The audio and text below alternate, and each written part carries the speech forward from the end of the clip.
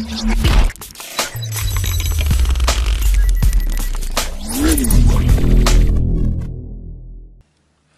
there everyone, it's Kelly with Kellyscards.ca and welcome to this video. So today I'm going to show how I made these handmade flowers. I kind of did a little preview in another video about this, but I really love this idea because as we know, you can buy flowers, and just as an example, this is from the dollar store, but I really love black flowers and I find they're really hard to find. And you know, I paid $2 and there's just a few flowers in here. They don't really look anything special, but I really like the shaping and the pattern of the paper that's used. So I figured out the one day that I really needed to find a way that I can make some black flowers, and really any color flowers that I can use on my projects, that I can have them basically at a moment's notice, that I can make them and they can be ready. So I'm going to show you how I made these flowers. I'll just hold up a couple of them. You can kind of see that they look very similar to the ones I just showed you in the package. Sometimes you go to the store and you want to buy some flowers, and yeah, just 3 or 4 or 5 or 6 flowers could be like $6 or $7. So I really wanted to make a video when I figured this out to share this with you guys. So I'm going to take some just regular cardstock. I'm going to zoom out here. This is just regular cardstock. I actually like for this, I find the Michaels cardstock to work really well. They're 65 pound. It isn't too thick. And generally when I make my card bases and that, I like to use something a little heavier. But for these flowers, I really like using this weight of paper. So what I'm going to do is I'm going to take this over to the sink and I'm going to show you how I basically add water to the paper and to make the effect for this paper. So to start out, take a piece of regular cardstock. You don't want to use anything too heavy, just a medium grade cardstock, and you're going to get it wet just like this. I'm going to get both sides wet. And then I'm going to start crumpling it up, and then I'll open it up and I'll flip it over and I will crumple it another way, and I'll just keep doing this to add the creases. You couldn't really do this dry, and that's why we use the water. Just like this. And then I'm going to take this piece and I'm going to now put it down and let it dry. So I'm just going to show you now here. This is in the process of drying.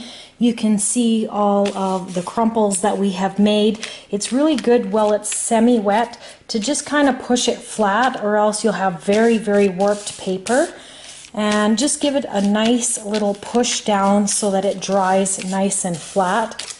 So the paper is dry now, and I did let it dry overnight. I actually taped the sink portion yesterday, and now you can see all the crinkles in the paper. Now why I love this is because mulberry paper is very much the same kind of look as this, and the thing is, this piece of paper we know is pretty inexpensive. All I did was the technique that I just showed you. I've let it dry.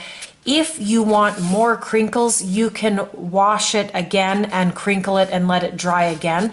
But I think this one that I did yesterday actually looks really good.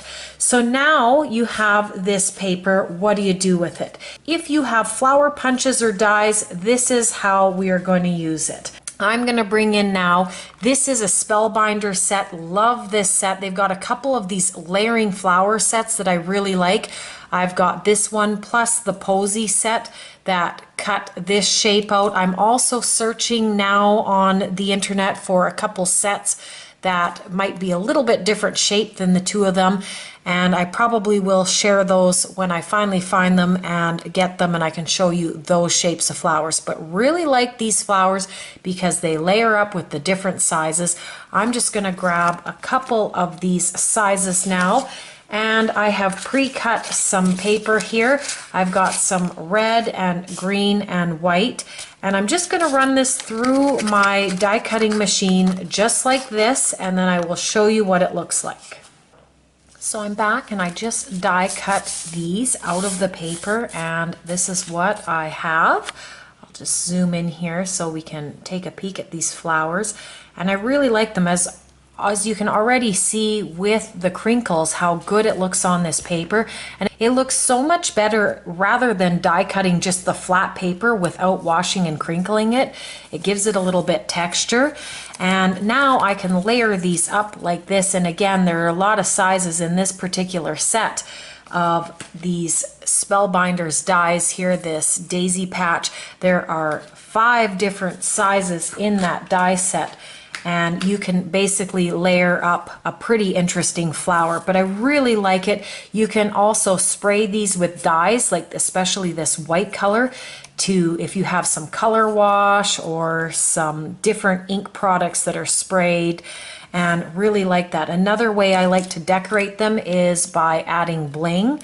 So if you take a peek at this flower here with this other set, and you take a look at that one, it doesn't look that much different from this one right here. And how easy and really how cheap it is to make these. So look at all the flowers that I was able to make, and really, I mean, these are essentially pennies we're talking here.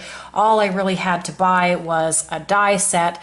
And like I said, I am going to invest in a couple more because I really love flowers on cards. I find it is just a really nice element to add. And then I also thought of some other ideas. If you want to decorate the inside of the flowers a little differently, you can use some Copic markers, especially on the white ones. You can use these Nouveau drops, and really like these Nouveau crystal drops. I've got quite a few different bottles, but by having it on the center of your top flower would add a lot of interest. And again, I really like this idea because, well, for one, it's not going to cost a lot. 2, you can make anything that you need whenever you need it.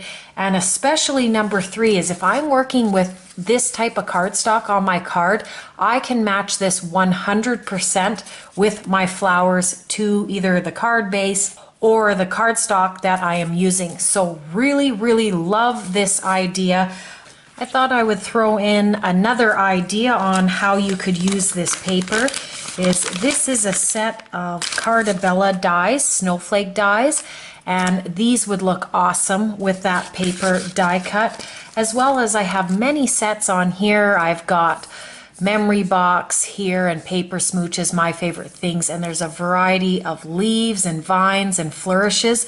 This would be awesome with that paper. But not only that, what about alphabets? And really like this idea too. Basically look at your dies and see which ones would actually look really great with this paper and try it out.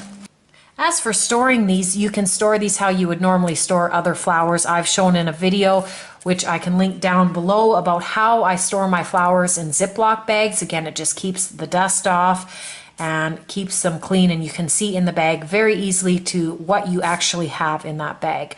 So I hope you enjoyed this little tutorial video. Again, I love this so much. I'm pretty excited about these flowers now that I can be able to have basically an unlimited amount of flowers, and I can make them whenever I need them. So thank you so much for watching. You can check me out on my website at Kellyscards.ca. You can subscribe for more videos, and I hope everyone has a wonderful day.